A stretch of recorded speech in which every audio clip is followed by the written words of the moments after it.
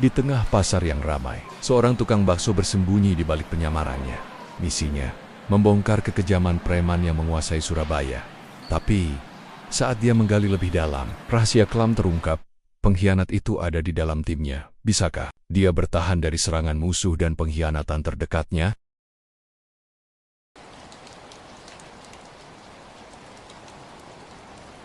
Gerimis tipis membasahi aspal Surabaya sore itu, menciptakan kilau buram di atas jalanan yang tak pernah sepi. Di tengah hirik pikak kota pahlawan, sebuah gerobak bakso reyot melaju perlahan, didorong oleh sesosok pria berkaos oblong lusuh dan topi usang. Namanya Ananta, atau setidaknya itulah identitasnya di mata dunia pasar yang mulai ia selami. Namun, di balik penampilannya yang sederhana, denyut jantungnya memompa semangat seorang prajurit elit, seorang letda Kopassus yang tengah mengemban misi berat, menyusup ke jantung organisasi preman paling ditakuti di Surabaya, Grip Berjaya. Tugasan itu datang tiba-tiba, namun bukan tanpa alasan. Berbulan-bulan terakhir, laporan mengenai kekacauan yang ditimbulkan Grip Berjaya terus menumpuk di meja atas. Pungutan liar yang merajalela, intimidasi terhadap pedagang kecil, hingga aksi premanisme yang turang-teranggan di siang bolong telah merenggut ketenangan warga. Pasar-pasar tradisional yang seharusnya menjadi denyut nadi perekonomian rakyat, kini justru menjadi sarang ketakutan. Paderante, sosok misterius yang memimpin Grip Berjaya, dikenal kejam dan tak pandang bulu. Menghadapi ancaman sebesar ini, dibutuhkan pendekatan tak biasa. Sebuah strategi senyap yang bisa membongkar akar masalahnya tanpa menimbulkan korban jiwa yang lebih banyak. Maka, dipilihlah Ananta. Bukan sekadar karena ia seorang Kopassus, melainkan karena kecerdasannya yang melampaui rata-rata, kemampuannya beradaptasi di berbagai lingkungan, dan yang terpenting, kesanggupannya untuk melebur sempurna dalam peran yang diberikan. Penyo, sebagai tukang bakso bukanlah tanpa perhitungan matang. Gerobak bakso adalah mata dan telinga pasar. Dari balik asap mengepul dan aroma gurih kaldu, ia bisa mendengar bisik-bisik, mengamati gerak-gerik, dan membangun kepercayaan. Hari-hari pertamanya sebagai tukang bakso adalah perjuangan tersendiri. Ananta, yang terbiasa dengan disiplin militer yang ketat dan seragam gagah, kini harus belajar memilah daging sapi, meracik bumbu rahasia, hingga mendorong gerobak seberat ratusan kilogram melintasi gang-gang sempit. Tangannya yang biasa memegang senjata kini mahir meramu adonan. Jemarinya yang lincah menarik pelatuk kini cekatan menyendok kuah. Terkadang, ia harus menahan senyum geli saat mendengar pujian atas bakso buatannya. Padahal dalam hati ia lebih mahir melumpuhkan musuh daripada meracik hidangan. Namun, setiap tetes keringat, setiap tarikan gerobak adalah bagian dari skenario besar. Dari balik keramaian pasar, Ananta mulai mengamati. Ia menyadari bahwa Grip Berjaya tidak beroperasi secara acak, ada pola, ada hierarki, dan yang paling mencolok, ada pos preman di setiap sudut strategis. Setiap hari, sekelompok pria berbadan tegap, mengenakan jaket seragam yang mencolok, akan berkeliling, menagih setoran, atau sekadar memamerkan kekuatan. Raut wajah pedagang selalu berubah tegang saat mereka mendekat. Desahan napas ketakutan kerap terdengar dan uang berpindah tangan dengan terpaksa. Ananta mencatat semua itu dalam otaknya. Setiap detail kecil adalah kepingan teka-teki yang harus ia pecahkan. Ia juga mulai membangun koneksi, walau terbatas. Bu Rahma, penjual sayur di lapak sebelahnya, sering mengeluh tentang pungutan yang sudah untung tipis mas, masih dipotong lagi sama mereka. Keluhnya suatu siang, matanya menerawang kosong. Ananta hanya mengangguk, hatinya miris. Sabar bu, semoga ada jalan, jawabnya. Suaranya berusaha menenangkan. Pak Udin, tukang parkir yang selalu terlihat gelisah, sesekali memberinya informasi tak langsung. Hati-hati mas, kalau ada rombongan motor hitam, mereka itu penguasa di sini, bisiknya suatu kali, melirik ke arah gerombolan pria yang sedang tertawa keras di ujung lorong. Ananta berterima kasih dalam hati. Setiap informasi sekecil apapun adalah permata berharga. Tim elit Ananta tidak pernah jauh.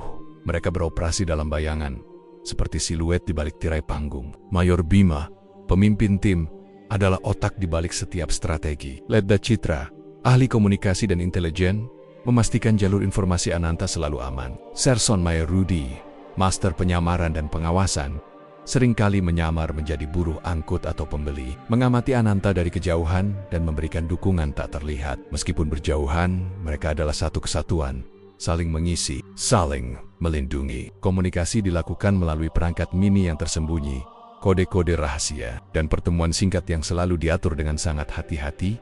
Suatu sore, sebuah insiden kecil menjadi petunjuk pertama yang signifikan. Ananta sedang merapikan gerobaknya ketika ia melihat seorang preman grip berjaya bertengkar hebat dengan seorang pedagang buah.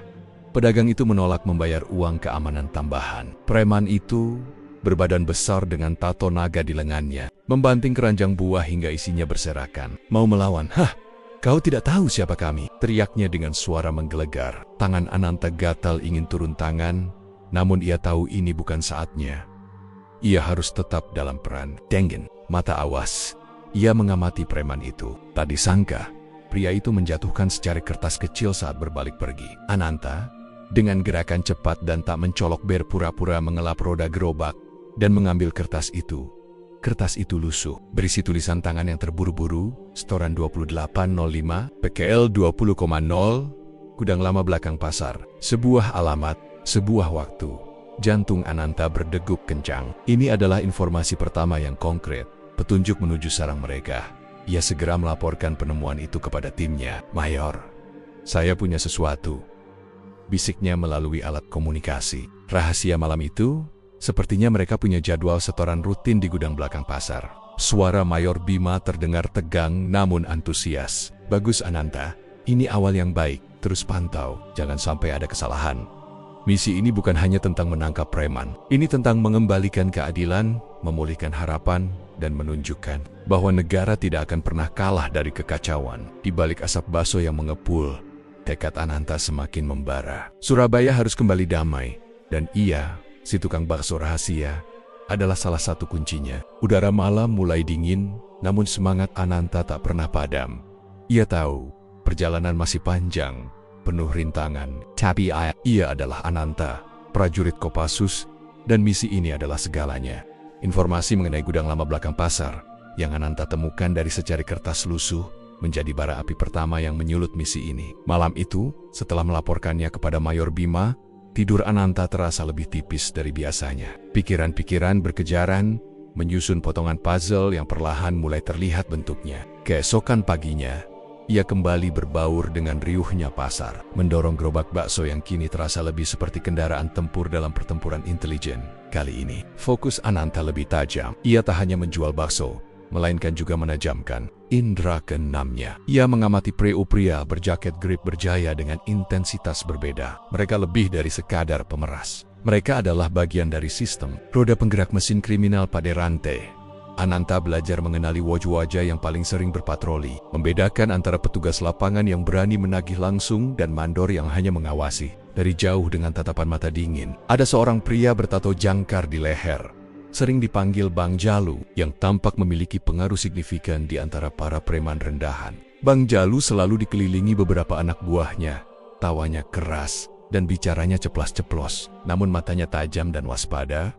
Ananta memanfaatkan posisinya sebagai tukang bakso untuk mendengarkan lebih banyak. Ia sengaja memarkir gerobaknya di dekat warung kopi yang sering didatangi para preman. Dari sana, ia mendengar fragmen-fragmen percakapan, keluhan tentang setoran yang kurang, rencana penggerebekan lapak yang nakal, atau sekadar obrolan kosong yang kadang terselip informasi berharga tentang rutinitas atau kebiasaan mereka. Bahkan sesekali menawarkan bakso gratis kepada preman preman rendahan dengan dalih promosi. Sebuah senyuman ramah dan semangkuk bakso hangat seringkali membuka sedikit pintu informasi, bahkan jika itu hanya keluhan tentang cuaca atau masalah pribadi mereka. Ananta dengan senyum simpulnya akan mencatat setiap detail itu.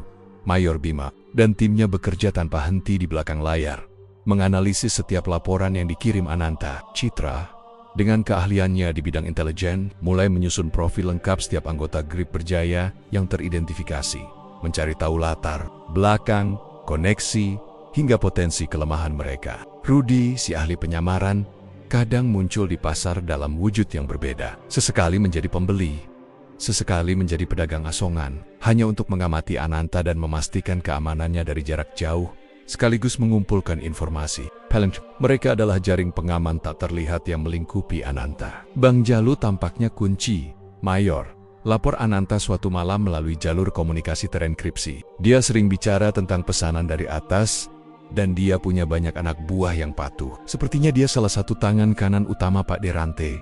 Baik, Ananta, fokus pada dia. Cobalah mendekat sebisa mungkin, tapi tetap jaga jarak aman. Jangan sampai penyamaranmu terbongkar, jawab Mayor Bima tegas. Kami sedang mencoba mengidentifikasi siapa lagi yang setara dengannya dalam hierarki. Mendekati Bang Jalu bukanlah perkara mudah. Pria itu selalu dikelilingi pengawal dan intuisinya tajam. Namun, Ananta melihat celah. Bang Jalu ternyata punya kebiasaan merokok di sudut pasar setiap sore sendirian untuk beberapa menit. Seolah mencari ketenangan dari hiruk pikuk tugasnya, Ananta memutuskan untuk mengambil risiko.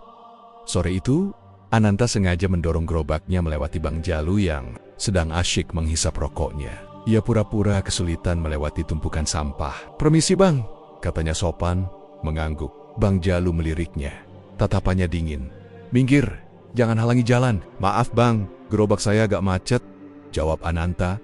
Wajahnya menunjukkan ekspresif. "Kesulitan? Mungkin Bang Jalu bisa bantu dorong sedikit?" Bang Jalu mendengus. Namun entah mengapa ia mengulurkan tangan dan mendorong gerobak Ananta sedikit. "Hanya sebentar, tapi itu sudah cukup. Terima kasih bang. Sebagai balasan, bagaimana kalau semangkuk bakso gratis dari saya?" Ananta menawarkan. Tersenyum ramah. Bang Jalu mengangkat alisnya, terkejut. "Gratis? Kamu tidak rugi? Rezeki tidak akan kemana bang. Lagi pula, sesama mencari nafkah," jawab Ananta santai. Berpura-pura tidak tahu menahu soal aktivitas ilegal Bang Jalu. Ia segera menyajikan semangkuk bakso panas. Bang Jalu dengan sedikit keraguan menerima dan mulai menyantapnya. Dari percakapan singkat itu, Ananta mulai memahami bahwa di balik kekasarannya, Bang Jalu adalah sosok yang terbebani oleh tugas-tugasnya. Ia mengeluh tentang tekanan dari atas dan betapa pusingnya mengurus anak buah. Ananta hanya mendengarkan, sesekali mengangguk simpati, tanpa pernah menyinggung pekerjaan ilegal mereka. Ini adalah taktiknya, membangun rapor, menemukan celah kemanusiaan di balik topeng preman. Informasi-informasi kecil mulai mengalir, sepotong demi sepotong. Ananta mengetahui bahwa Grip Berjaya tidak hanya menguasai pasar, tetapi juga memiliki cengkeraman di terminal bus dan beberapa titik pelabuhan kecil. Ini menunjukkan jaringannya jauh lebih luas. Namun, tidak semua berjalan mulus. Suatu siang, ketika Ananta sedang melayani pembeli, ia merasakan tatapan tajam dari seorang preman kurus yang baru saja datang ke pasar. Pria itu, yang kemudian Ananta ketahui bernama Cobra, tidak pernah terlihat sebelumnya. Cobra mengamati Ananta dengan curiga, matanya menyipit. Ananta segera menyadari bahwa Cobra mungkin adalah intel baru dari pihak Grip Berjaya yang dikirim untuk memantau para pedagang. "Bakso kamu enak mas," kata Cobra tiba-tiba, mendekat. "Tapi kamu bukan dari sini ya?" Jantung Ananta berdegup kencang. Namun ia tetap tenang. "Baru beberapa bulan mas, merantau cari rezeki," jawab Ananta, memamerkan senyum polosnya. "Kenapa? Mas, mau coba bakso saya?" Cobra hanya menyeringai. "Wajahmu tidak asing. Tapi di mana?" Ya, ia sengaja menggantung kalimatnya, mencoba mengintimidasi. "Mungkin kita pernah ketemu di jalan mas. Saya sering keliling." Ananta mencoba mengalihkan. Ia tahu ini adalah ujian. Ia harus meyakinkan Cobra bahwa ia hanyalah seorang tukang bakso biasa. Ia bahkan sengaja membuat tangannya terlihat sedikit kotor dan pakaiannya sedikit lusuh, agar terlihat lebih otentik. Cobra terus menatapnya beberapa saat, mencoba membaca ekspresi Ananta. Suasana menjadi tegang, namun Ananta berhasil mempertahankan ketenangannya. Akhirnya, Cobra hanya mendengus dan berlalu pergi, masih dengan sorot mata curiga. Ananta menghela napas lega. Ia tahu, sejak saat itu, ia harus lebih berhati-hati. Kekiring. Ini adalah alarm. Malam harinya, ia melaporkan insiden dengan Cobra kepada Mayor Bima. "Dia mencurigai saya, Mayor. Ada kemungkinan saya harus lebih berhati-hati, atau mungkin harus mengambil langkah lebih berani." "Jangan gegabah, Ananta," Mayor Bima mengingatkan. "Kita sudah punya cukup informasi. Identifikasi titik-titik kekuatan utama Grip Berjaya sudah hampir lengkap. Kita tahu mereka menguasai pasar, terminal, dan beberapa dermaga kecil. Kita juga tahu Pak Derante memiliki beberapa tangan kanan penting seperti Bang Jalu. Ini semua berkat kerjamu. Sekarang, kita harus menyusun rencana yang lebih matang." Ananta tahu, fase penyamaran akan segera berakhir. Tahap berikutnya adalah aksi. Namun, informasi yang ia kumpulkan, hubungan yang ia bangun sekecil apapun itu, dan kepercayaan yang perlahan ia raih dari beberapa pedagang, akan menjadi modal utama. Ia sudah memahami struktur Grip Berjaya, mengetahui kebiasaan para anggotanya, dan mulai mengendus jejak-jejak gelap pendapatan ilegal mereka. Surabaya memang berada dalam cengkraman, Namun cahaya harapan kini mulai tampak. Redup namun pasti. Dari balik gerobak bakso seorang letda Kopassus yang menyamar. Ayah saya pantak. Langkah selanjutnya, apapun risikonya. Kecurigaan kobra, preman bermata tajam itu, menjadi pengingat pahit bagi Ananta. Penyamarannya tak bisa selamanya mulus. Tekanan kian terasa. Namun di sisi lain, hal itu juga memacu Ananta untuk bergerak lebih cepat. Informasi tentang gudang lama belakang pasar tak bisa lagi diabaikan. Ini adalah peluang emas untuk melangkah lebih dalam ke sarang Grip Berjaya. Menguak jaringan yang lebih besar dari sekadar pungutan liar di pasar. Malam itu, Ananta tak membawa gerobak baksonya. Ia bergerak dalam bayangan, mengenakan pakaian gelap yang menyatu dengan remangnya malam. Dengan keahlian gerilya yang telah tertanam dalam dirinya, ia menyusup ke area gudang. Aroma apek dan lembab langsung menyergap inderanya. Cahaya rembulan samar menembus sela-sela dinding, menampakkan tumpukan karung kosong dan barang bekas yang berserakan. Tempat ini adalah sarang yang sempurna untuk aktivitas gelap. Ia bersembunyi di balik tumpukan peti. Telinganya awas, tak. Lama, suara deru motor dan langkah kaki berat terdengar mendekat. Sekelompok pria berseragam Grip Berjaya masuk, membawa beberapa boks kayu dan kantong-kantong besar. Di antara mereka, Ananta mengenali Bang Jalu. Pria bertato jangkar itu tampak memimpin, sesekali memberikan instruksi dengan suara rendah. Mereka mulai membongkar isi boks dan kantong. Ananta terkesiap. Bukan hanya uang hasil pungutan yang ia lihat, tetapi juga tumpukan rokok ilegal, botol-botol minuman keras tanpa cukai, dan bahkan beberapa paket kecil yang terlihat mencurigakan. Ini bukan sekadar premanisme biasa, ini adalah sindikat kriminal yang terorganisir. Setoran minggu ini kurang, bentak Bang Jalu pada salah satu anak buahnya. Suaranya menggelegar di ruang gudang yang sunyi. Mana hasilnya dari pelabuhan? Pak D tidak suka kalau ada yang main-main. Kata pelabuhan itu bagaikan kunci yang membuka pintu baru dalam pikiran Ananta. Berarti dugaan timnya benar. Grip Berjaya tak hanya menguasai pasar dan terminal, tetapi juga memiliki koneksi di jalur perairan. Jaringan mereka merayap seperti jaring laba-laba, mencekik setiap lini ekonomi ilegal di Surabaya. Ini menjelaskan mengapa Pak Derante begitu sulit disentuh. Dia punya basis kekuatan yang jauh lebih luas dari yang terlihat di permukaan.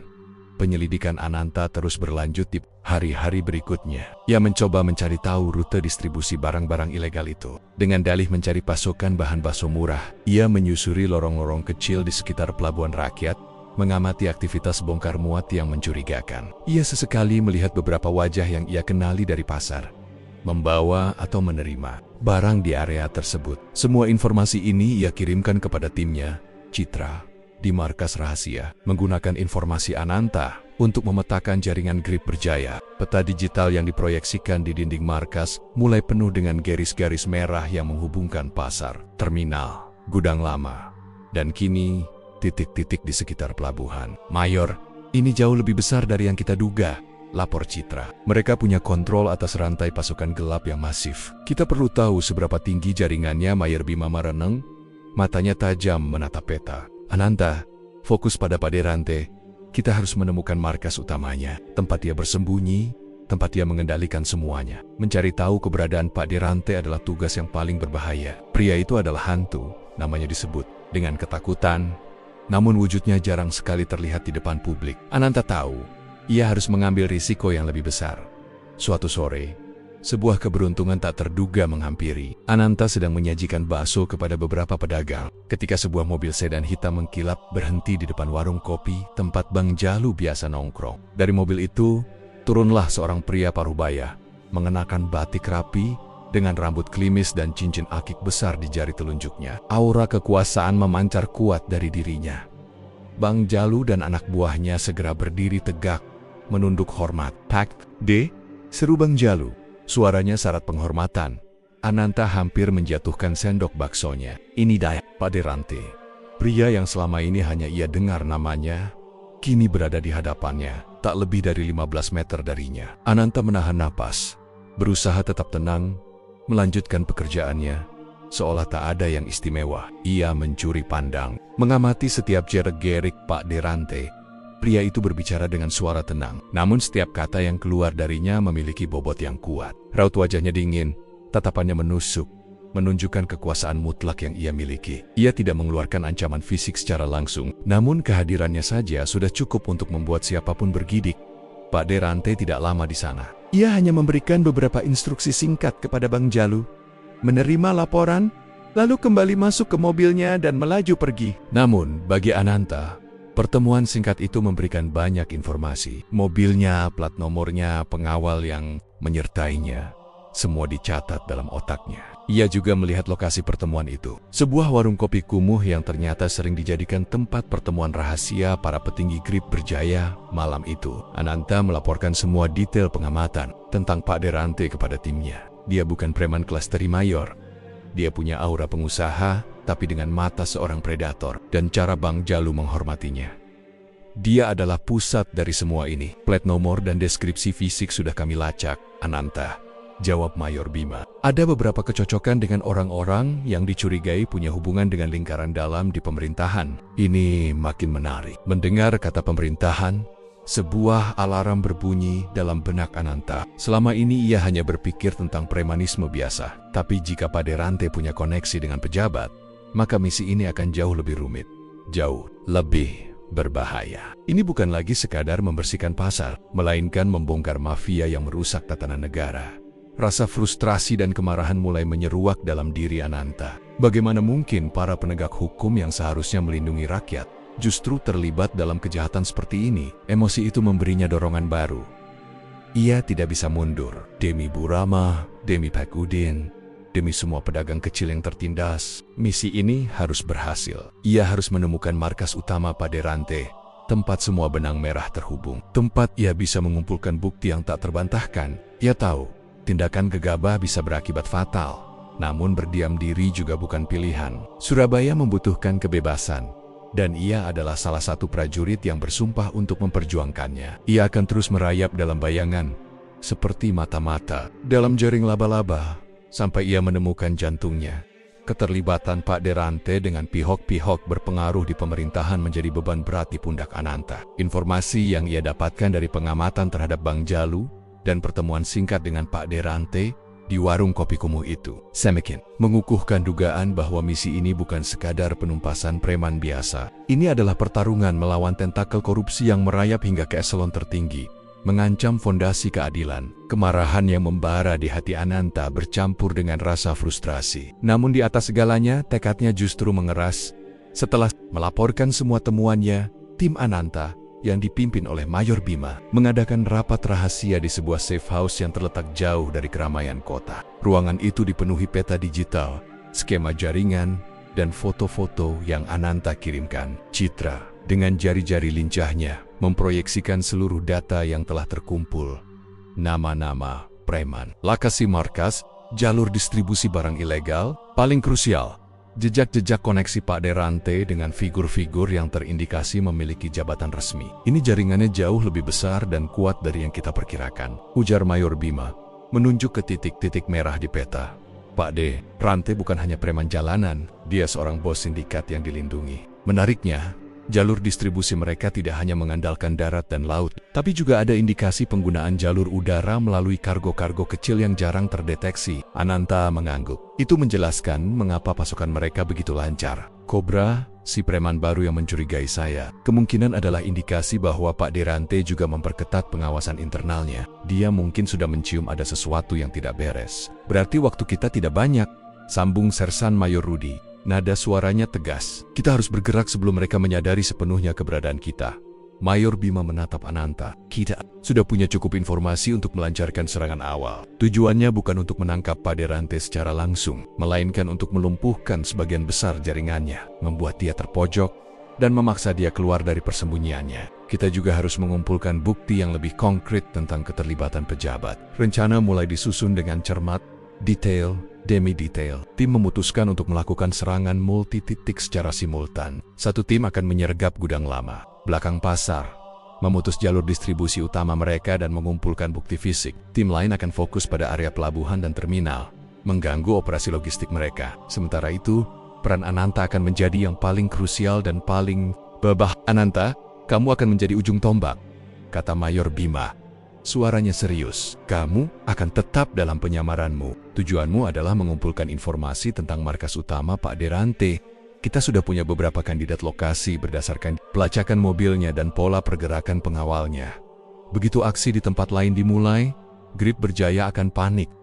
Situlah kamu punya kesempatan untuk mendapatkan celah. Ananta tahu betapa berisikonya tugas itu. Berada di tengah-tengah musuh yang panik, dengan identitas rahasia yang terancam terbongkar, adalah skenario terburuk bagi seorang agen rahasia. Namun, ia tidak gentar. Saya siap, Mayor. Saya akan mencari tahu di mana Pak Derante bersembunyi. Praserangan dimulai. Rudy memeriksa kembali setiap peralatan, mulai dari alat komunikasi mini yang tidak terdeteksi, hingga peralatan pengintaian canggih. Citra terus memantau setiap pergerakan Grip Berjaya, mencari celah terakhir atau perubahan, jadwal yang bisa menguntungkan. Sementara itu, Ananta kembali ke pasar, melanjutkan perannya sebagai tukang bakso, namun dengan kewaspadaan yang 100 kali lipat. Ia harus terlihat alami, tidak menunjukkan sedikit pun kecemasan yang berkecamuk di dalam dirinya. Ia memperhatikan Pak Udin, si tukang parkir, yang kini terlihat semakin kurus dan rentak. Atau Burama, penjual sayur, yang beberapa kali ia lihat menyeka air mata dayam-dayam setelah pihak An Priman itu pergi. Emosi Ananta diaduk. Dilema moral tentang cara terbaik untuk mengakhiri penderitaan ini tanpa menimbulkan korban yang tidak bersalah terus menghantuinya. Setiap operasi militer memiliki risiko collateral damage, dan itu adalah hal yang paling ingin ia hindari. Ia ingin keadilan ditegakkan, bukan kekacauan baru yang tercipta. Ananta, pastikan tidak ada warga sipil yang terlibat dalam baku tembak. Mayor Bima selalu mengingatkan, kita tidak ingin mereka menjadi korban. Misi ini demi mereka. Ananta menyusun strateginya sendiri di lapangan. Ia memetakan route evakuasi bagi warga sipil di sekitar area target, mencari tempat berlindung jika terjadi baku tembak. Ia bahkan sempat menyisipkan informasi halus kepada beberapa pedagang yang ia percaya, menyarankan mereka untuk pulang lebih awal atau menghindari area tertentu di hari-hari mendatang. Tanpa memberikan detail yang mencurigakan, cuaca akan memburuk, Bu. Lebih baik pulang lebih cepat. Atau ada perbaikan di area sana, Pak. Hindari dulu, ujarnya. Berharap mereka menangkap maksud terselubungnya. Di tengah-tengah semua persiapan ini, muncul tanda-tanda keberanian kecil dari masyarakat yang tertindas. Beberapa pedagang yang selama ini hanya bisa pasrah, mulai menunjukkan tanda-tanda perlawanan pasif. Sebuah warung tidak sengaja lupa membayar setoran pada hari tertentu, atau seorang pedagang menolak memberikan uang keamanan tambahan meski berujung pada ancaman. Mereka memang dihukum, barang dagangan mereka dirusak, tetapi tindakan-tindakan kecil itu menunjukkan bahwa ketakutan mereka mulai terkikis. Ada harapan yang tumbuh, samar-samar, seperti tunas di tengah bebatuan. Ananta melihat itu, dan itu memberinya kekuatan baru. Malam sebelum hari-hari, suasana di safe house terasa tegang. Setiap anggota tim memantapkan diri, memeriksa kembali perlengkapan, dan mengulang kembali instruksi. Ananta, yang akan kembali ke pasar untuk hari terakhir penyamarannya, merasakan detak jantungnya berpacu lebih cepat. Ia membayangkan skenario terburuk, namun juga membayangkan senyum lega para pedagang ketika Grip Berjaya akhirnya tumbang. Ia membayangkan Surabaya yang kembali damai. Besok pagi, pukul 8 tepat, Mayor Bima mengumumkan suaranya tenang, namun penuh otoritas. Operasi serentak akan dimulai. Ingat misi kita. Kita adalah harapan terakhir mereka. Jangan ada kesalahan. Ananta mengangguk, matanya menatap tajam ke depan. Gerobak baksonya akan menjadi panggung terakhir dari penyamaran ini. Ia tahu, mulai esok hari, aroma kaldu akan bercampur dengan aroma mesiu, dan tawa pedagang akan digantikan oleh suara tembakan. Namun, ini semua demi keadilan. Ini demi Surabaya. Ia adalah Ananta, seorang Kopassus, dan ia siap untuk pertempuran. Sesungguhnya, tekadnya membaja seperti baja yang ditempa dalam api. Surabaya menunggu. Fajar menyingsing di atas Surabaya, membawa serta ketegangan yang pekat, tak kasat mata namun terasa menusuk. Ananta, dengan gerobak baksonya yang kini terasa lebih seperti perisai terakhirnya, menembus keramaian pagi. Ia memilih lokasi strategis di tengah pasar, dekat dengan beberapa lorong sempit yang menjadi titik rawan Grip Berjaya. Udara pagi yang biasanya diisi riuh tawar-menawar, kini terasa sedikit mencekam baginya. Jam menunjukkan pukul 7. 1 jam menuju detik-detik krusial. Setiap detik terasa seperti jarum jam yang berputar lambat. Ananta menyajikan bakso dengan tangan mantap, senyum ramah terpulas di wajahnya. Namun matanya terus memindai sekeliling. Ia melihat Bang Jalu dan beberapa anak buahnya di kejauhan, sedang mengobrol santai, tanpa menyadari badai yang akan datang. Ananta juga melihat Kobra, preman kurus yang mencurigainya, berdiri di sudut lain, mengawasi dengan tatapan tajam. Harus tetap terlihat seperti tukang bakso biasa. Seorang pencari nafkah yang tak tahu apa-apa. Pukul 8 kurang 5 menit. Ananta menerima sinyal dari Mayor Bima melalui alat komunikasi mininya. Sebuah getaran halus di pergelangan tangannya. Kode Alfa. Artinya, tim sudah di posisi, siap menyerbu. Jantung Ananta berdegup kencang, namun napasnya tetap teratur. Ia pura-pura membungkuk untuk mengambil bumbu di bawah gerobak. Mengambil waktu untuk menarik napas dalam-dalam. Tepat pukul 8. Operasi serentak dimulai. Dari arah gudang lama belakang pasar, terdengar suara keributan yang samar, lalu disusul teriakan. Beberapa detik kemudian, dari arah terminal, terdengar suara benturan keras dan pekikan. Di pasar, para pedagang mulai saling pandang, raut wajah mereka berubah panik. Bang Jalu dan anak buahnya seketika menegang, mata mereka membulat. Ada apa itu? Seru Bang Jalu, menatap ke arah sumber suara. Ananta melihat Bang Jalu mengeluarkan ponsel, mencoba menghubungi seseorang. Ini adalah kesempatannya. Dengan cepat Ananta melirik ke arah Kobra. Preman kurus itu juga tampak terkejut, namun matanya masih mencari-cari. Ananta tahu Kobra mungkin akan mencurigainya lagi jika ia bergerak terlalu cepat. Tiba-tiba, dari salah satu lorong sempit di belakang pasar, muncul sekelompok anggota Kopassus berseragam lengkap, bergerak cepat dan senyap. Mereka langsung mengepung beberapa preman yang sedang berkumpul di pos keamanan pasar. Para preman itu terkejut, beberapa mencoba melawan, namun kalah jumlah dan keahlian. Baku hantam pecah. Pertempuran awal di pasar telah dimulai. Serbu Kopassus, teriak seorang anggota Kopassus. Suaranya lantang memecah suasana. Pasar berubah menjadi kekacauan. Para pedagang berhamburan, mencari perlindungan. Suara teriakan bercampur dengan suara benturan tubuh dan instruksi militer. Bang Jalu dan anak buahnya segera menyadari situasi. Sial, kita diserang, pertahankan posisi, teriak Bang Jalu, mencoba mengorganisir pasukannya yang panik.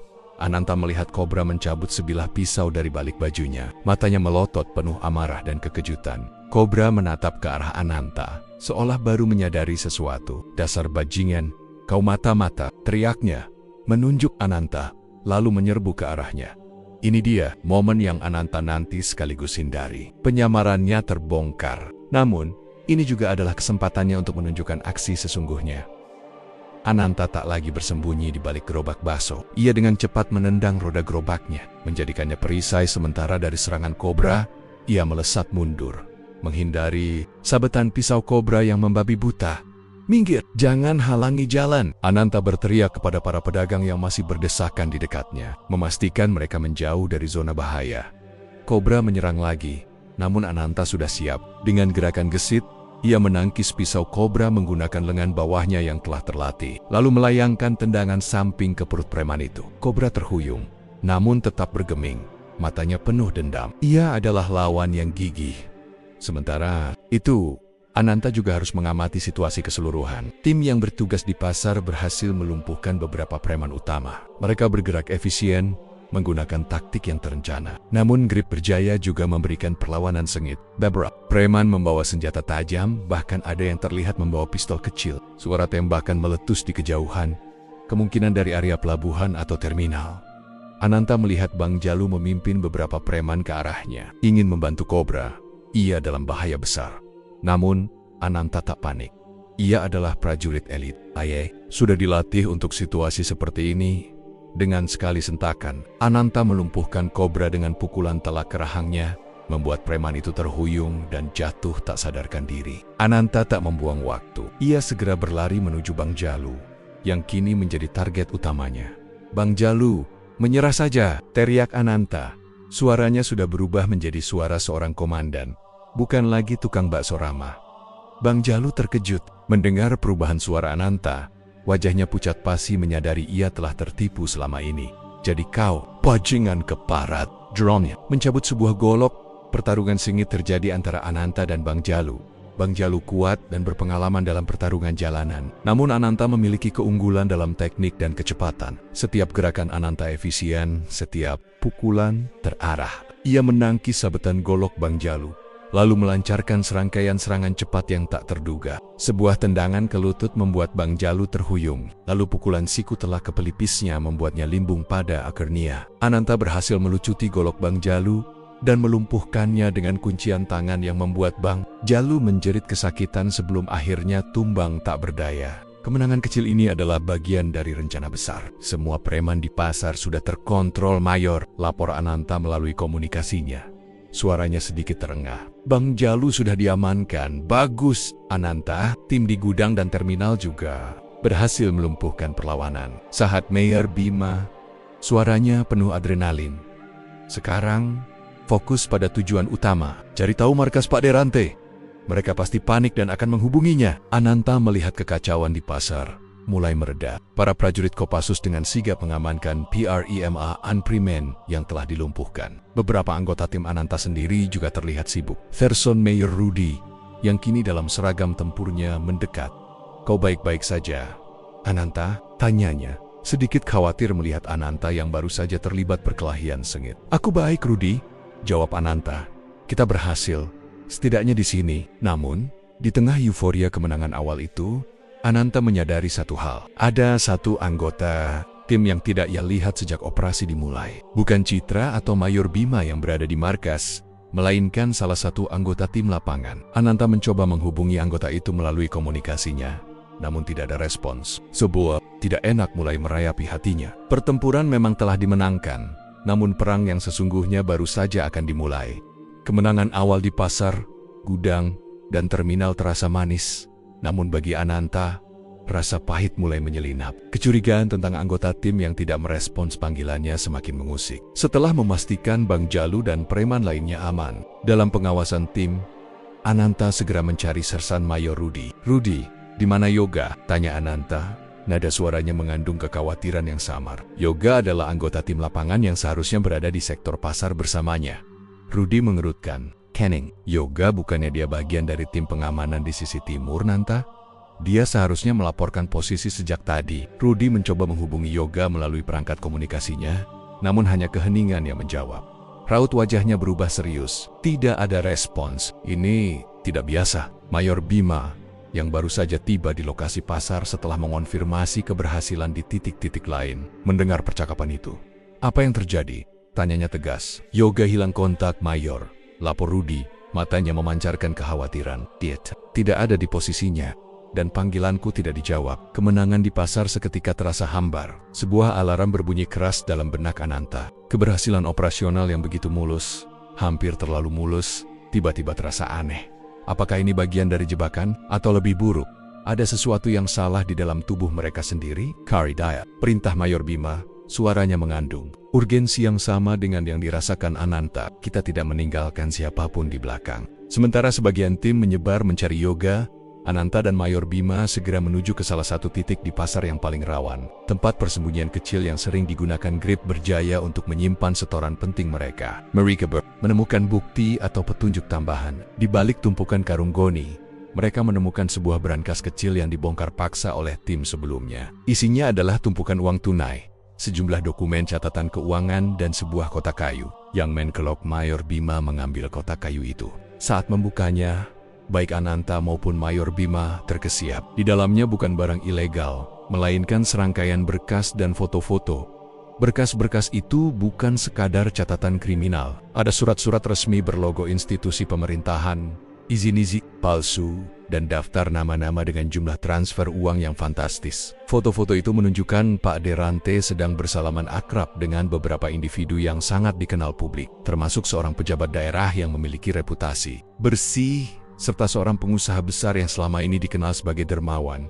Astaga, bisik Mayor Bima, matanya membulat. Ini bukan preman biasa, Nanta.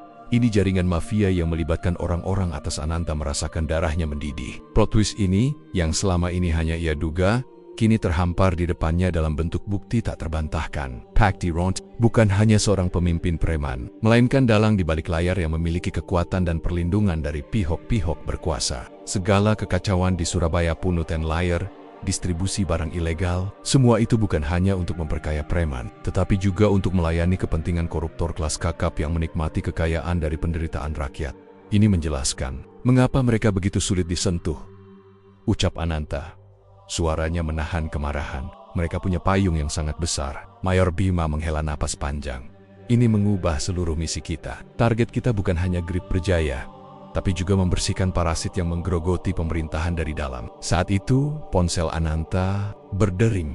Itu Citra. "Mayor, Ananta, kami menemukan sesuatu yang lebih dari sekadar mengkhawatirkan."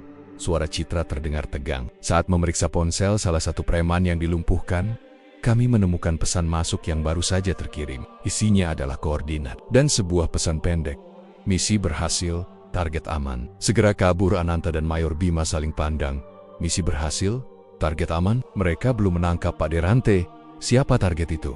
Dan siapa yang mengirim pesan itu? Koordinat itu. Mayor Bima mengambil perangkat tabletnya. Dengan cepat memasukkan deretan angka yang disebutkan Citra. Peta digital muncul di layar, menunjukkan sebuah titik di pinggir kota, sebuah area yang tak jauh dari sebuah villa mewah yang sering disebut-sebut sebagai milik salah satu pejabat yang fotonya baru saja mereka lihat. Ini pasti markas Pak Derante, gumam Mayor Bima. Tapi misi berhasil. Ini aneh. Kemudian, Citra menambahkan, "Ada hal lain, Mayor. Pesan itu dikirim dari nomor yang terdaftar atas nama Yoga." Udara di sekitar Ananta seketika terasa membeku. Nama Yoga yang disebut Citra bagai petir di siang bolong. Yoga, anggota tim mereka sendiri. Yoga, yang tidak bisa dihubungi sejak operasi dimulai. Yoga, yang seharusnya menjadi bagian dari tim pengamanan. "Tidak mungkin," bisik Ananta. Bibirnya terasa keluh. "Yoga, pengkhianat." Rasa kaget bercampur kemarahan yang membabi buta menyergap Ananta. Dikhianati oleh rekan sendiri, seseorang yang ia percayai, yang telah berlatih bersamanya yang Serasnia, berada di sisinya. Mayor Bima juga tampak terkejut, namun segera menguasai diri. Wajahnya mengeras. "Kirimkan semua informasi itu ke markas secepatnya." "Citra," perintah Mayor Bima. Suaranya penuh otoritas yang tak tergoyahkan. "Ananta, kita punya masalah yang jauh lebih besar. Kita harus menemukan Yoga, dan kita harus memastikan dia tidak membocorkan semua informasi tentang kita. Jika dia benar-benar berkhianat, misi ini dalam bahaya besar." Ananta merasakan sakit yang menusuk, bukan hanya karena pengkhianatan itu sendiri, tetapi juga karena menyadari bahwa kecerobohan sekecil apapun dalam misi ini bisa berakibat fatal. Ini adalah konflik internal awal yang paling brutal. Kepercayaan yang selama ini ia bangun dalam tim, yang menjadi fondasi kekuatan mereka, kini terkoyak. "Kenapa, Mayor? Kenapa Yoga bisa melakukan ini?" tanya Ananta. Suaranya parau. Ia tahu tidak ada jawaban mudah, namun pertanyaan itu lolos begitu saja dari bibirnya. Mayor Bima menepuk bahu Ananta. "Kita akan mencari tahu, Nanta, tapi sekarang prioritas utama kita adalah melacak dia. Dia tahu terlalu banyak tentang kita." Di tengah kekacauan yang baru saja mereka ciptakan di pasar, di tengah keberhasilan melumpuhkan Grip berjaya secara fisik, sebuah ancaman yang jauh lebih berbahaya muncul dari dalam. Sebuah virus telah menyusup ke inti tim mereka. Ananta tahu, pertarungan sesungguhnya bukan lagi melawan preman jalanan, melainkan melawan pengkhianatan yang paling menyakitkan dan jaringan gelap yang merasuk hingga ke jantung kekuasaan. Misi ini tiba-tiba menjadi jauh lebih pribadi, dan Ananta bersumpah ia akan mengungkap setiap lapis kebenaran, apapun konsekuensinya. Kabar mengenai Yoga yang diduga sebagai pengkhianat menghantam Ananta lebih keras dari pukulan preman manapun. Rasa tidak percaya dan kemarahan bercampur menjadi satu, membentuk gelombang emosi yang sulit diredam. Bagaimana mungkin seorang prajurit Kopassus, seseorang yang telah bersumpah setia kepada negara dan rekan-rekannya, bisa melakukan hal sekeji ini? Namun, fakta tak bisa dibantah.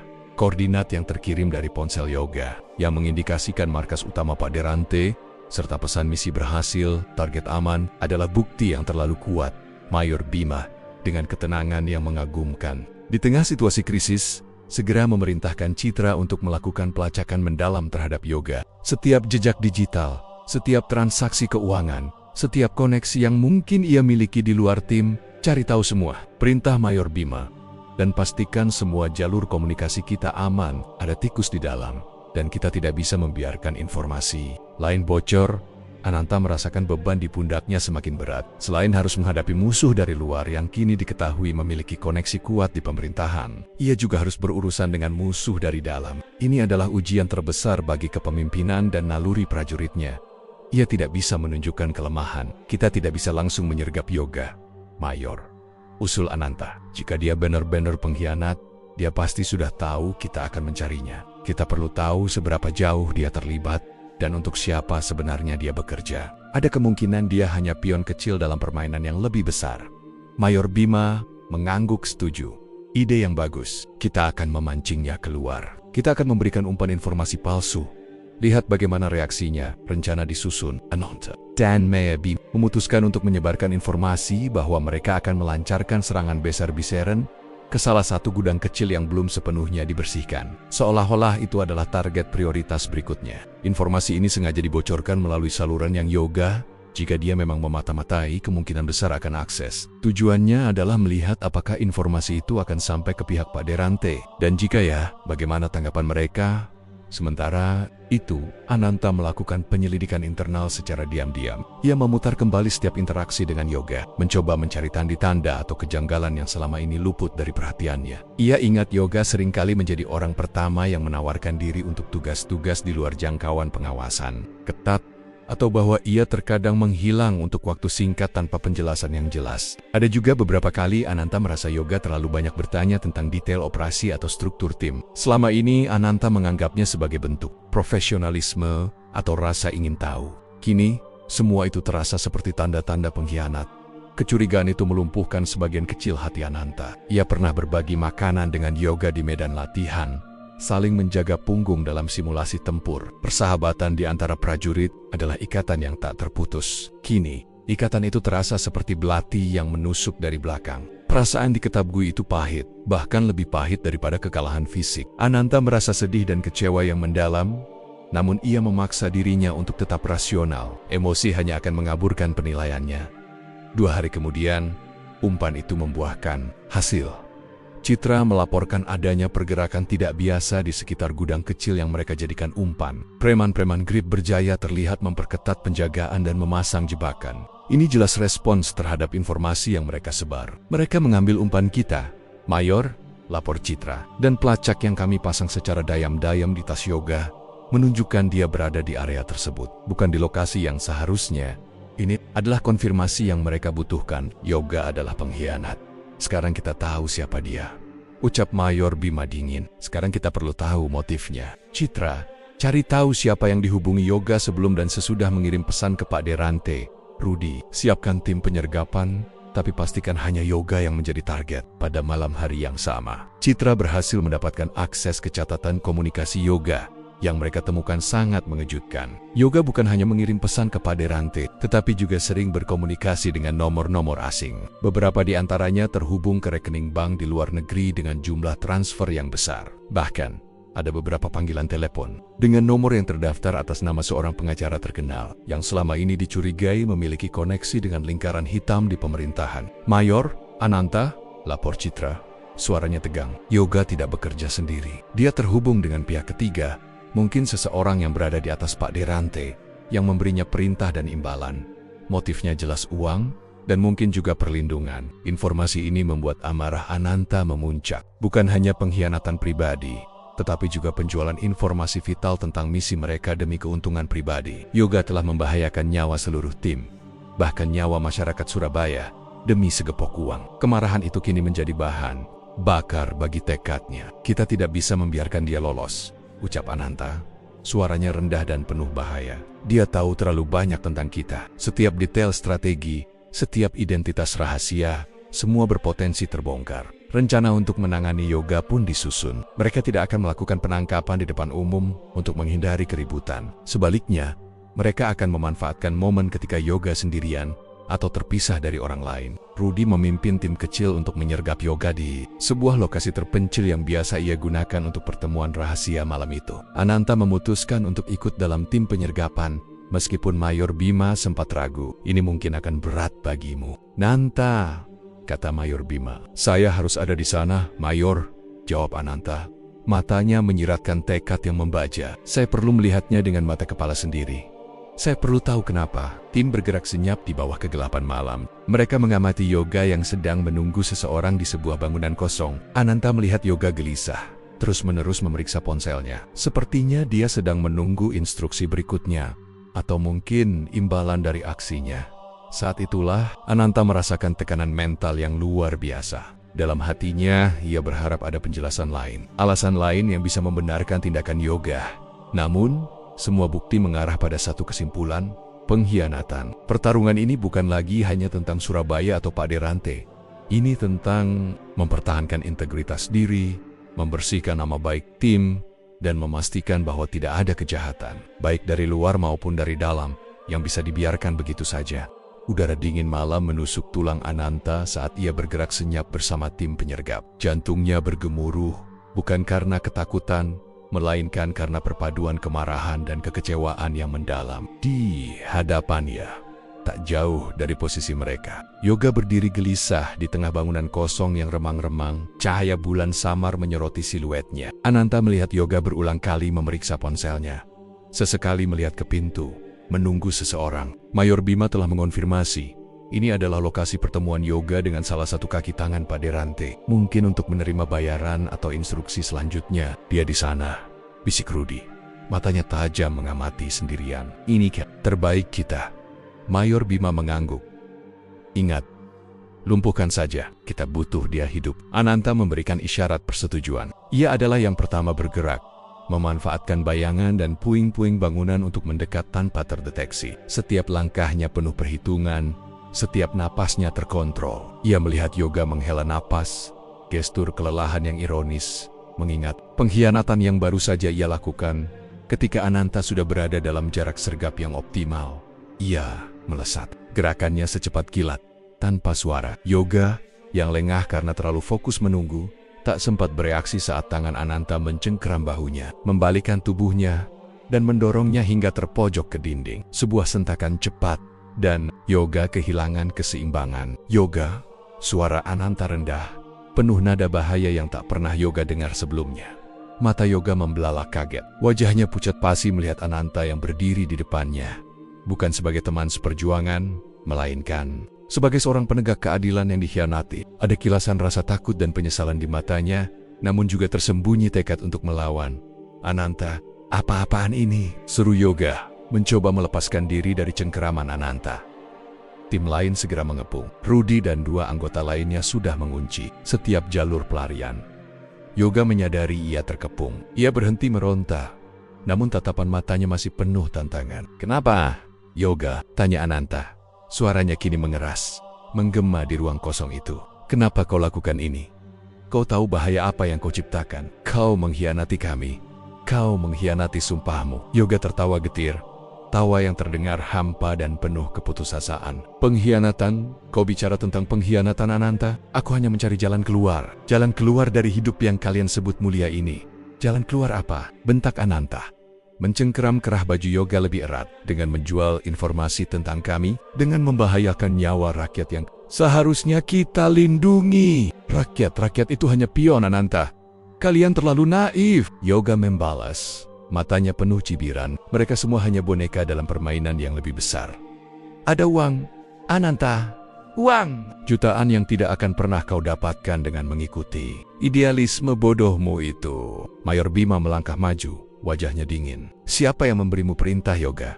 Siapa yang kau hubungi? Kami tahu kau tidak bekerja sendirian. Yoga tiba-tiba terdiam, matanya melirik ke samping, ke arah sebuah pintu di ujung ruangan yang gelap. Sekilas, Ananta melihat ketakutan di mata. Yoga, pengkhianat itu menyembunyikan sesuatu. Aku tidak tahu apa-apa. Aku hanya melakukan apa yang diperintahkan. Seru Yoga, suaranya kembali meninggi, seolah mencoba menutupi rasa takutnya. Omong kosong. Ananta membentak. Kami punya buktinya. Yoga, pesanmu, transfer uangmu, semua sudah terungkap. Sekarang, katakan siapa yang ada di balik semua ini. Siapa payung besar Pak Derante? Yoga tak menjawab. Tiba-tiba, dengan kekuatan yang tak terduga, ia mendorong Ananta, lalu melompat ke arah pintu di ujung ruangan. Ia tahu betul bangunan itu. Itu adalah jalan pintas rahasia. Sebuah jalur melarikan diri yang ia ketahui dari informan Pak Derante. Dia mau kabur, seru Rudi, segera mengejarnya. Namun, Yoga lebih cepat. Ia berhasil membuka pintu itu dan melarikan diri ke lorong gelap. Ananta segera menyusul, diikuti Mayor Bima dan Rudi. Mereka tahu, membiarkan Yoga kabur adalah bencana. Dia tahu terlalu banyak. Pengejaran itu berlangsung tegang di tengah labirin ganggang sempit dan bangunan-bangunan terbengkalai. Yoga dengan pengetahuannya tentang area itu berhasil menciptakan jarak. Namun, Ananta tak kenal lelah. Ia adalah prajurit terbaik.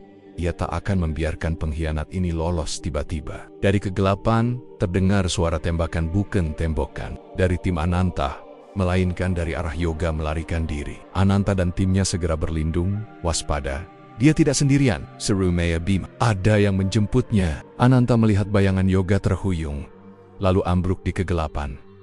Seseorang mendekatinya, lalu menyeretnya menjauh. Ananta, dengan naluri prajuritnya, tahu ada sesuatu yang tidak beres. Ini bukan penyelamatan, ini adalah pembersihan. Seseorang ingin Yoga bungkam selamanya. Kita harus ke sana sekarang, perintah Ananta. Mereka akan membungkamnya. Mereka bergerak cepat, mencapai lokasi di mana Yoga ambruk. Di sana, mereka menemukan Yoga tergeletak, berlumuran darah, dengan luka tembak di dada. Di sampingnya, seorang pria berbadan tegap, mengenakan jas hitam dan topeng ski, sedang membungkuk, hendak memastikan Yoga tewas. Pria itu, dia bukan preman grip berjaya, seru Rudi, mengenali jenis tubuh dan gerak-gerik profesional.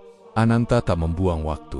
Ia segera melepaskan tembakan peringatan ke udara. Pria bertopeng itu terkejut, berbalik dan menodongkan pistolnya ke arah Ananta. Konfrontasi dramatis terjadi. Ananta melihat dinginnya tatapan pria bertopeng itu. Matanya menunjukkan profesionalisme seorang pembunuh bayaran. "Minggir!" teriak pria bertopeng itu. Suaranya sengau. "Ini bukan urusanmu. Ini kami saat kau membunuh rekan kami," balas Ananta, siap menembak. Pria bertopeng itu melepaskan beberapa tembakan ke arah Ananta, yang dengan sigap menghindar dan membalas tembakan. Terjadi baku tembak singkat namun intens. Ananta yang lebih unggul dalam taktik dan kecepatan berhasil melumpuhkan lengan pria bertopeng itu. Pria itu menjatuhkan pistolnya, berteriak kesakitan, namun dengan sisa kekuatannya, ia mencoba melarikan diri ke kegelapan. "Kejar dia!" perintah Mayor Bima. Namun, Ananta tidak mengejarnya. Prioritasnya adalah Yoga. Ia berlutut di samping tubuh Yoga yang tergeletak. Darah membasahi tanah. Yoga megap-megap, napasnya tersengal. "Yoga, bertahanlah," bisik Ananta. Hatinya sakit melihat kondisi rekan yang mengkhianatinya itu. Yoga menatap Ananta, matanya berkaca-kaca, penuh penyesalan. "Ananta, dia Pak Derante punya koneksi di atas." Ia mencoba mengatakan sesuatu, namun suaranya terlalu lemah. "Maafkan aku." Napasnya terhenti, mata Yoga meredup. Kehilangan kilau kehidupan. Ia pergi, membawa serta rahasia terakhirnya. Ananta mengepalkan tangannya. Rasa duka bercampur amarah yang membabi buta. Pengkhianat itu telah dibungkam sebelum ia bisa mengungkapkan semua yang ia tahu. Ini adalah puncak pengkhianatan yang paling brutal. Bukan hanya karena Yoga mengkhianati mereka, tetapi karena pihak lain membunuhnya untuk melindungi diri. Sial, Mayor Bima mengumpat. Dia berhasil membungkamnya. "Kita akan cari tahu siapa dalangnya, Mayor," ucap Ananta. Suaranya datar namun penuh janji. Ia memandang tubuh tak bernyawa Yoga, lalu beralih menatap ke arah gelap tempat pria bertopeng itu melarikan diri. Ia tahu ada lapisan lain di atas Pak Derante, sebuah ancaman terbesar yang kini menjadi lebih samar, lebih sulit dijangkau. Pertarungan sesungguhnya baru saja dimulai, dan kali ini adalah pertarungan untuk kebenaran.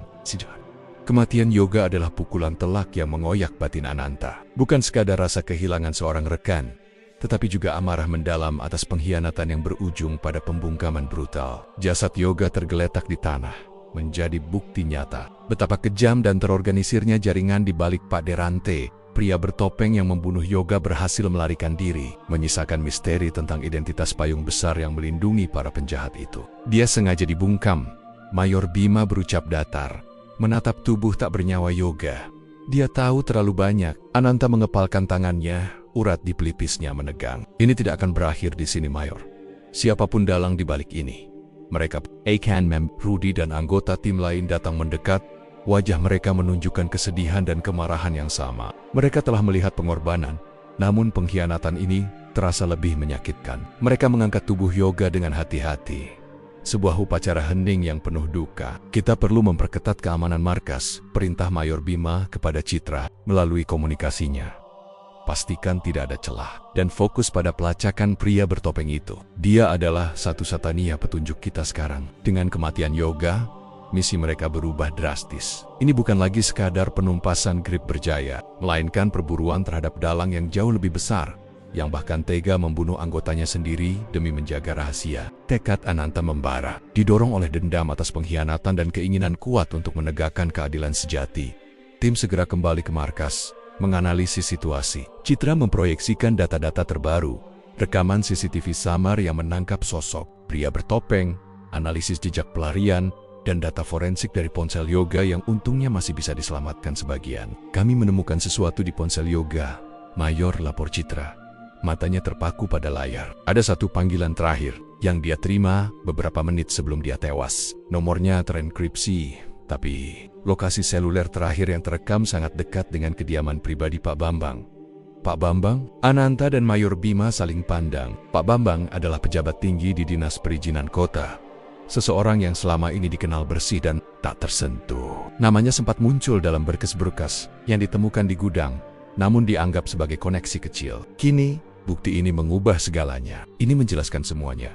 Mayor Bima menghela napas. Yoga mungkin mencoba menghubungi Pak Bambang untuk membersihkan jejaknya setelah misi kita berhasil. Tapi sepertinya Pak Bambang memutuskan untuk membungkamnya. Berarti Pak Bambang adalah payung itu, ucap Ananta. Giginya bergemeletuk. Rasa frustrasi karena tidak bisa menangkap pria bertopeng yang membunuh Yoga kini terfokus pada Pak Bambang. Kita tidak bisa langsung menyerbu rumah Pak Bambang. Mayor Bima mengingatkan. Dia pejabat publik. Kita butuh bukti yang sangat kuat dan perencanaan yang sempurna. Kesalahan kecil bisa menjadi bumerang. Saat itu, sebuah laporan masuk. Rupanya, setelah kekacauan di pasar dan titik-titik lain, Pak Derante yang panik telah melancarkan serangan balik yang lebih brutal. Ia mengumpulkan CSSIZA pasukannya merekrut preman-preman dari jaringan lain dan melancarkan teror di beberapa area yang masih belum tersentuh, termasuk pemukiman warga. Mereka ingin menunjukkan bahwa Grip Berjaya belum tumbang sepenuhnya. Mereka mencoba mengacaukan situasi. Mayor, lapor Rudi, beberapa rumah warga sudah dirusak. Ada laporan penjarahan. Sial. Ananta menggebrak meja. Dia sengaja memancing kita keluar. Ini adalah pertarungan habis-habisan. Mayor Bima menatap Ananta. Matanya menyiratkan kesiapan. Ini dia, kesempatan. Kita, Ananta, Pak Derante, keluar dari sarangnya. Kita akan memburunya. Melumpuhkan seluruh Grip Berjaya Don dari sana. Kita akan mendapatkan bukti yang cukup untuk menjerat Pak Bambang. Rencana baru disusun dengan cepat. Tim Ananta, yang kini semakin solid meskipun baru saja dilukai oleh pengkhianatan, bersiap untuk pertempuran akhir. Mereka tidak hanya akan menghadapi PRIMA, Anpriman Grip Berjaya, tetapi juga potensi intervensi dari pihak-pihak atas yang mungkin akan datang untuk melindungi Pak Derante. Ananta memimpin tim penyerangan utama. Ia merasakan adrenalin yang memompa dalam dirinya, bercampur dengan keinginan kuat untuk membalaskan apa yang telah terjadi pada Yoga dan pada masyarakat Surabaya. Ia ingin menegakkan keadilan, tidak hanya bagi mereka yang tertindas, tetapi juga bagi nama baik korpsnya yang telah ternoda. Mereka melacak Pak Derante ke sebuah bangunan tua yang luas di pinggir kota, yang rupanya digunakan sebagai markas darurat setelah kekalahan mereka di pasar. Tempat itu dipenuhi preman bersenjata, siap mati untuk bos mereka. Namun, tim Ananta datang dengan persiapan matang dan semangat yang membara. Pertempuran epik pun pecah, suara tembakan dan ledakan kecil menggema di udara. Ananta bergerak lincah di antara baku tembak, menembak dengan akurat dan melumpuhkan lawan satu persatu. Ia tidak hanya bertarung dengan kekuatan fisik, tetapi juga dengan kecerdasannya, memanfaatkan lingkungan sekitar dan taktik perang kota. Rudi dan anggota tim lainnya bergerak sinergis, saling melindungi dan mendukung. Mereka adalah mesin tempur yang tak terbendung. Di tengah kekacauan, Ananta melihat Pak Derante dikelilingi oleh pengawal-pengawal terbaiknya. Pria itu tampak marah dan frustrasi, meneriakkan Parina brutal. Ananta memutuskan untuk langsung mengincarnya. Ia menerobos barisan preman, bertarung satu lawan satu dengan beberapa orang terkuat mereka, menunjukkan keahlian tempur yang luar biasa. Setiap pukulannya telak, setiap gerakannya mematikan namun tetap terarah. Akhirnya, Ananta berhasil berhadapan langsung dengan Pak Derante. Pria itu, meskipun memiliki fisik yang besar, tidak sebanding dengan Ananta dalam hal teknik dan latihan militer. Pak Derante mencoba melawan dengan brutal, namun Ananta menangkis setiap serangannya, lalu melancarkan serangan balik yang cepat dan mematikan. Dengan beberapa gerakan kuncian, Ananta berhasil menjatuhkan Pak Derante ke tanah, melumpuhkannya. "Pak Derante, Anda ditangkap," ucap Ananta. Suaranya lantang, penuh kemenangan. Dengan tertangkapnya Pak Derante, perlawanan PRIMA Anpriman lainnya runtuh. Mereka menyerah satu persatu, menyadari bahwa pemimpin mereka telah kalah. Mayor Bima dan timnya segera mengamankan semua preman yang tertangkap, mengumpulkan senjata dan bakti-bakti yang berserakan. Di tengah puing-puing bangunan dan asap mesiu yang masih mengepul, Ananta menghampiri Pak Derante yang terborgol. Sekarang, kita akan mencari tahu siapa payung besarmu, kata Ananta. Tatapannya tajam. Kalian tidak akan pernah bisa menyentuhnya. Pak De Rante menyeringai. Meskipun babak belur, dia terlalu kuat. Dia punya tangan di mana-mana. Namun, pengungkapan kebenaran tak bisa dihindari lagi. Di antara barang-barang Pak De Rante yang ditemukan, ada sebuah laptop yang berisi data-data Kuanggen, rekaman percakapan, dan dokumen-dokumen penting yang secara terang-terangan menghubungkan Pak De Rante dengan transaksi-transaksi ilegal yang melibatkan rekening-rekening atas nama Pak Bambang dan beberapa pejabat lainnya. Ada juga bukti rekaman suara Yoga yang mengonfirmasi bahwa ia menerima perintah dari Pak Bambang untuk mengamankan Pak De Rante jika terjadi hal buruk, dan kemudian membungkamnya. Kita punya segalanya, Mayor, lapor Citra, yang telah mendapatkan akses ke laptop itu dari jarak jauh. Bukti ini lebih dari cukup untuk menjerat Pak Bambang dan jaringannya. Ananta menatap langit Surabaya yang kini mulai terang. Keadilan, akhirnya. Terbit Grip Berjaya telah tumbang, dan dalang di baliknya, sang pejabat korup, kini tidak bisa lagi bersembunyi. Ini adalah kemenangan pahit yang harus dibayar dengan pengorbanan. Namun Ananta tahu, setiap tetes keringat dan darah yang tumpah tidak akan sia-sia. Asap tipis masih mengepul dari reruntuhan bangunan tempat pertarungan terakhir berlangsung, namun udara Surabaya pagi itu terasa berbeda. Bukan lagi mencekam oleh ketakutan, melainkan dipenuhi hembusan lega dan secercah harapan. Di tengah kerumunan, warga dan aparat yang mulai berdatangan, Ananta berdiri di samping Mayor Bima, mengamati proses evakuasi dan pengumpulan bukti. Pak De Rante, si bos preman, telah terborgol dan dibawa pergi. Wajahnya babak belur, kekuasaannya hancur. Kemenangan, itu terasa pahit sekaligus manis. Kematian Yoga masih menyisakan luka menganga, sebuah pengingat brutal akan biaya yang harus dibayar demi keadilan. Namun, bukti yang ditemukan di laptop Pak De Rante tak terbantahkan. Data-data itu yang mengukuhkan keterlibatan Pak Bambang dan jaringannya adalah kunci untuk membuka babak baru bagi Surabaya. Bukti sudah lengkap, Nanta, ucap Mayor Bima, menatap layar tabletnya yang menampilkan rincian transfer ilegal dan rekaman percakapan yang tak senonoh. Kita punya segalanya untuk menjerat Pak Bambang. Proses hukumnya akan panjang, tapi ini adalah awal dari pembersihan. Ananta mengangguk.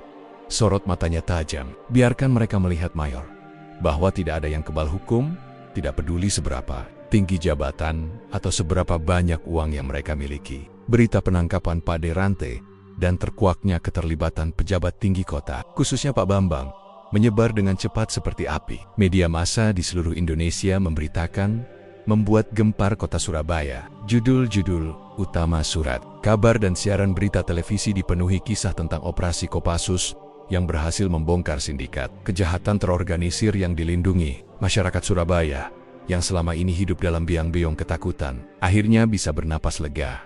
Beberapa hari setelah operasi besar itu, suasana di pasar Surabaya berubah drastis. Senyum merekah di wajah para pedagang, tawa anak-anak terdengar, lebih riang, dan aktivitas jual beli kembali semarak tanpa beban pungutan liar atau ancaman intimidasi. Bu Rahma, si penjual sayur, menghampiri Ananta, yang kini kembali mengenakan seragam Kopassusnya. Terima kasih banyak, Nak, ucap Bu Rahma, matanya berkaca-kaca. Kami tidak tahu bagaimana harus membalas budi. Pasar ini sekarang aman. Kami bisa berjualan tenang, tanpa takut lagi. Ananta hanya tersenyum tipis, hatinya menghangat. Ia merasa sedikit canggung menerima pujian itu. Namun melihat senyum tulus di wajah Bu Rahma adalah ganjaran terbesar bagi misi yang penuh risiko ini. Ia juga melihat Pak Udin, si tukang parkir, yang kini bekerja dengan lebih semangat, tanpa raut wajah gelisah yang dulu selalu menyertainya. Merekalah alasan utama mengapa ia dan timnya berjuang sekeras ini. Dampak pengungkapan korupsi di tingkat pemerintahan pun mulai terasa. Pak Bambang segera dinonaktifkan dari jabatannya dan ditahan untuk menjalani proses penyelidikan. Jaksa Agung dan Komisi Pemberantasan Korupsi turun tangan langsung, membentuk tim khusus untuk mengusut tuntas jaringan yang melibatkan Pak Bambang dan kroni-kroninya. Banyak pejabat lain yang juga ikut terseret dalam pusaran investigasi, menciptakan gelombang reformasi yang belum pernah terjadi sebelumnya di Surabaya. Di markas sementara Kopassus, Mayor Bima mengadakan briefing terakhir untuk tim. Kalian telah menyelesaikan misi yang luar biasa, ucapnya, suaranya bangga. Kalian bukan hanya menumpas kejahatan, tetapi juga mengungkap kebusukan yang menggerogoti negara dari dalam. Ini adalah contoh nyata bagaimana keberanian dan integritas bisa membawa perubahan. Ananta mendengarkan dengan seksama, hatinya penuh kebanggaan namun juga melankolis. Ia memikirkan Yoga, meskipun pengkhianatan Yoga menyakitkan. Ananta percaya bahwa kematiannya yang membuka tabir kejahatan lebih besar tidak sepenuhnya sia-sia. Ia berharap di alam sana, Yoga bisa menemukan kedamaian dan mungkin sedikit penyesalan atas kesalahannya. Meskipun kita berhasil, ini baru permulaan. Mayor Bima melanjutkan, matanya menatap setiap anggota tim.